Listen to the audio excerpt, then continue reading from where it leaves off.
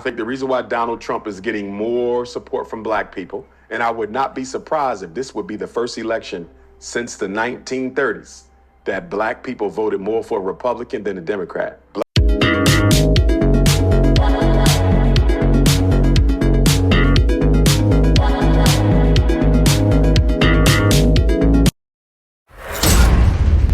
Black people may go Republican in November. Number one, I think they're finally getting disenchanted with the Democrats. That's a fact. I think a lot of the analyses that are being made by black political thinkers, including myself, I think black people are really starting to see that we've been had.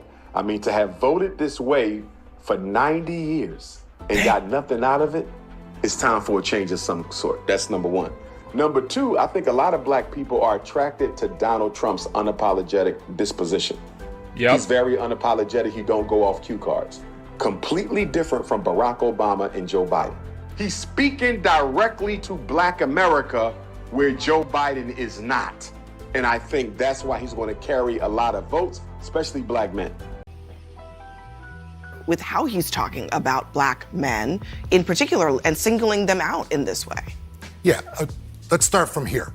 He is still the greatest living retail politician. He's objectively a top 15 president, but even he can swing and miss sometimes. And here he swung and missed. Here's what he did. Harris has been very strategic about when and how she's spoken about gender and race. And he stepped on that. And when she hasn't spoken about it, he stepped on that message. And I think also with those comments, and there's more to this, but let me just start with this, is that he forgets, at least in that moment, that she doesn't get the benefit of being a historic first the way he did. She's a historic first woman if she wins. Maybe that's part of the problem, that's what he's saying. Why doesn't she get the benefit? Yeah. Well, first of all, we have to remember that this. Oh, hold on. Let's stop it right there with that exchange. Even her response to what he said to the statement of the first gentleman, and he's an editor at the New York Times. What say you, Saul? I'm gonna say this much, okay? I think Tito said it best, and I'd like to echo that sentiment here. It's like popcorn. It's like a monster's ball, a feast. To shit on black men. It's been as such and interwoven into the fabric of this country. You know what I mean? In a recent Pew Research publication, it is shown, respectively, okay? Black men have dedicated their votes to Democratic Party to the tune in 2018 of 86%, 2020, 84%, and 2022, 88%, okay? Now, when you compare that to white men, right, which is a loss of 12% of a total of 43% for the Democratic Party in 2018, 40% and a loss of 17% for the Democratic Party. And obviously, 2022, a loss of 22%, okay, right? To where it's a 60-30 split for 2022, right? So this goes beyond logic. This goes beyond conventional wisdom. You know, all the people who are about empiricism and credibility, and we all like to talk about misinformation and stuff like that.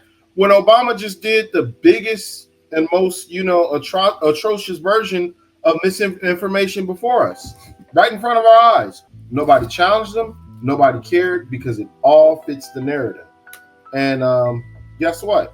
That just simply did what it needed to do. You actually helped us out, Obama, whether or not you knew it. Because now you didn't corner your girl so that we can go on ahead and explain why we're the villains that you've all made us out to be. We've always been the villains. Y'all just put it on record even as recently as 2017 with that infamous article by theroot.com. Straight black men are the white men of the black race. Okay. All right. No problem. We'll wear that then. We'll be the villains that you all castigate us to be. And guess what? You got to come to us in order to win your so-called election. And at this point, too late. I mean, we've asked you to put policies on your site. That shit wasn't up. You know, people trying to make excuses. Oh, she's only ran for the past 2 months. No, you don't know whether or not Joe Biden was going to croak over or anything like that. You know what I mean? Stay ready, or you're going to get ready. So, my whole thing is this, everybody sees it. The world sees it, and at this point, black men are front and center, and we actually need to take this football and run up the field with it. I'll land my plane there. Well played. Same to you, Black Eagle. The first gentleman's like a few lines of commentary, and then you saw the female host pushback on it. What say you? Yeah, I did see her pushback, and it's amazing. He started off with, I hate to call it this, but it is what it is. He started off with kissing Obama's behind. They love to kind of maintain that access to, I didn't start off, coming down on you. I kind of started off with, giving you your flowers, when in fact it was the time for him to just say, look, man, you cannot do this to this group, being that you have not shamed any other voting block for men. She's not just struggling with black men, she's struggling with white men, she's struggling with Hispanic men. I don't expect her to struggle as much with Asian men, being that she indeed gave Asians specific tangibles, right, with the COVID-19 Hate Crime Act and some of the other benefits that the AAPI community has received from this particular administration. In terms of the female and her pushback, why doesn't she get that benefit? Let me help you out. I'm gonna tell you why. Cherie Peoples, that's the young lady, the mother that was in California, one of the mothers in California under those truancy laws, that was locked up for her daughter having sickle cell. And why am I bringing this up? Because anytime you bring up some of the shortcomings of Kamala Harris, what they like to do, they like to throw in there Central Park 5, Central Park 5, Central Park 5, when at the time Trump was indeed a private citizen. 1, 2, he was a Democrat, and 3, it was the Democrat donor at the time that actually prosecuted the Central Park 5. And as unfortunate as it is, okay, we're going to have that same rhetoric. Okay, we're going to have to put the black mothers that Kamala locked up under truancy in California, in addition to the number of black men that she held beyond their prison sentences, to do the work and handle those things when it comes to those wildfires and whatever else she may have deemed necessary for the state of California. So that is why, ma'am, she does not get the benefit of the doubt. Not to mention, see, none of them are going to say this evening either, or whenever they were recording this. Not to mention, remember, she's not going to do anything specific for black people. So no, she doesn't get any benefit of the doubt. So I'm going to land my plane right there. Whoa, played. So, okay, we off and running. We cooking with grease. All right, let's go. This is a thing, like Barack Obama has a history of kind of chastising specifically black men. And like the question is whether what he said is relevant, right? Because there are a few black men, like there are a few white men who are more conservative than black women, and more white men are conservative than white women. But the point is, does this work, right?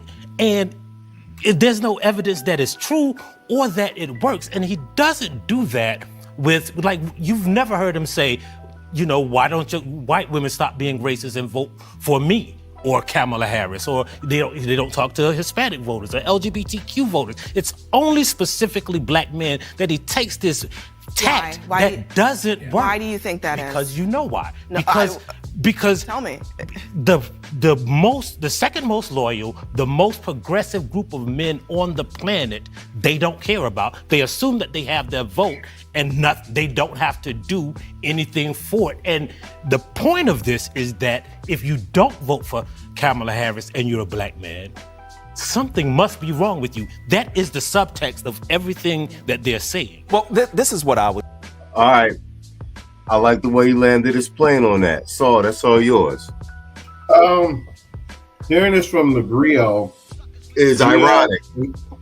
As I've said it before, there was some panel where Anton was on where there's some dyed-haired struck match of a weirdo of a guy on there. You could tell he consumes the herb sassafras, if you all know what I mean. These people are trying. They're political hustlers. Okay, so they see that the wave is changing. Okay, They see that, you know, so they see that there is a tide changing, and so what they're trying to do is strategically situate themselves to becoming the quote unquote experts of this. They know what's going on. They've been making money all these years shitting on black men. Now all of a sudden you have this newfound knowledge and this, that, and the other. No, you knew all along. So that means you were complicit in the shit that you put out, Griot, right? But if you're talking about the points here, yes, it's a valid one. I wish they practiced what they preach instead of the vitriol they put about black men out there on a daily basis. But I will state this: she knows too. She's just playing dumb. You know what I mean?